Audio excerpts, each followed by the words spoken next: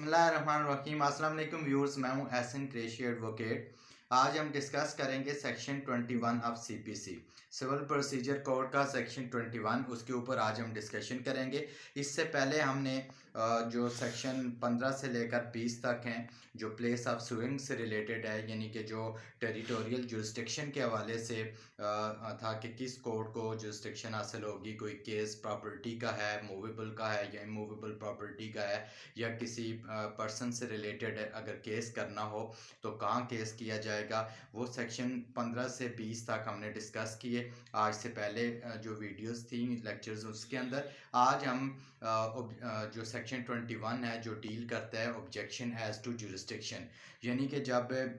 कोई केस दायर किया जाता है किसी सिविल कोर्ट में तो वहाँ उसके हवाले से जो ऑब्जेक्शन है उसका, चाहे टेरिटोरियल जुरिस्डिक्शन के हवाले से ऑब्जेक्शन है, वो अगर आपने रेज़ करना है तो कहाँ करना है। पिकनियरी जुरिस्डिक्शन के हवाले से ऑब्जेक्शन रेज़ करना है तो उसका क्या तरीकाकार है और कौन सा लॉ डील करता है, क्या वो एपलेट कोर्ट या रिविजनल कोर्ट में वो ऑब्जेक्शन रेज़ किया जा सकता है, objection as to territorial jurisdiction of the court या pecuniary jurisdiction of the court. Section 21 के ऊपर डिस्कस करते हैं। जो सेक्शन 21 है सीपीसी का, वो डील करता है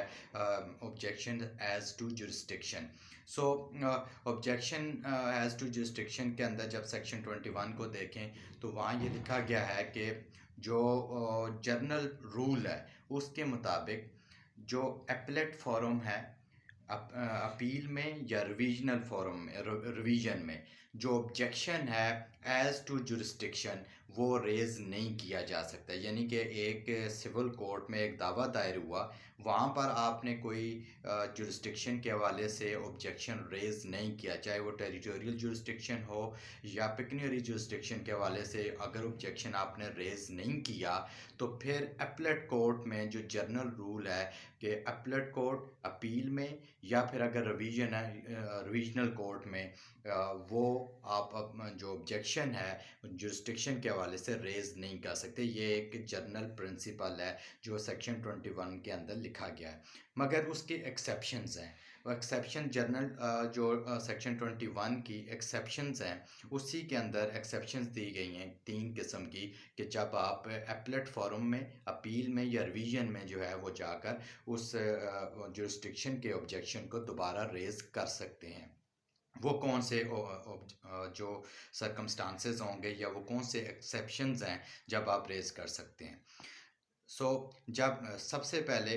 जो उसके अंदर लिखा गया कि आपने the court of first instance में, यानी कि सिविल कोर्ट में जब दावा दायर हुआ तो एज सुन एज पॉसिबल आपने वहाँ पर ऑब्जेक्शन रेज कर दिया उसकी जुरिस्डिक्शन के हवाले से कि जनाब इस कोर्ट को जुरिस्डिक्शन हासिल नहीं है, टेरिटोरियल जुरिस्डिक्शन नहीं है या पिकनरी जुरिस्डिक्शन नहीं है। ऑब्जेक्शन एज टू जुरिस्डिक्शन जो है उसके हवाले से आपने वहाँ ऑब्जेक्शन रेज कर दिया। आल्दो सेक्शन 21 के अंदर जुरिस्डिक्शन जो है प्लेस ऑफ सुइंग के रिलेटेड जो जुरिस्डिक्शन है उससे मगर उससे जुरिस्डिक्शन को हम पिकनियरी जुरिस्डिक्शन भी कंसीडर करते हैं और जो टेरिटोरियल जुरिस्डिक्शन, क्योंकि अगर एक जज को पिकनियरी जुरिस्डिक्शन भी अगर हासिल नहीं है तो वो उसका जो फैसला है वो कॉम्पिटेंट कोर्ट का फैसला तस्वर नहीं किया जाएगा, उसकी कोई हैसियत है, वो कोरम नॉन जुडिस होगी, क्योंकि वो भी कोरम नॉन जुडिस के ज़ुमरे में आएगी कि उसको तो जुरिस्डिक्शन ही नहीं है। सो पिकनियरी जुरिस्डिक्शन या टेरिटोरियल जुरिस्डिक्शन। एक्सेप्शनल केसेस क्या हैं कि आपने first court of first instance में आपने एप्लीकेशन दी जुरिस्डिक्शन के हवाले से और उस कोर्ट ने, सिविल कोर्ट ने आपकी एप्लीकेशन को कंसीडर ही नहीं किया, उस ऑब्जेक्शन को जो आपने रेज़ किया था उसको कंसीडर नहीं किया, तो फिर आप एपलेट या रिविजनल कोर्ट में जाकर वो ऑब्जेक्शन रेज़ कर सकते हैं कि जनाब हमने नीचे कोर्ट ऑफ फर्स्ट इंस्टेंस में एप्लीकेशन दी थी मगर हमारी बात नहीं मानी गई थी। दूसरी बात, अगर आप बिफोर फ्रेमिंग ऑफ इश्यूज़ और at the time of framing of issues, यानी कि इश्यूज़ फ्रेम होने से पहले और इश्यूज़ फ्रेमिंग के वक्त, यानी कि जब इश्यूज़ फ्रेम होने से पहले या इशू फ्रेम होने के टाइम पर आपने एप्लीकेशन दी और वो आपकी एप्लीकेशन को इंटरटेन नहीं किया गया और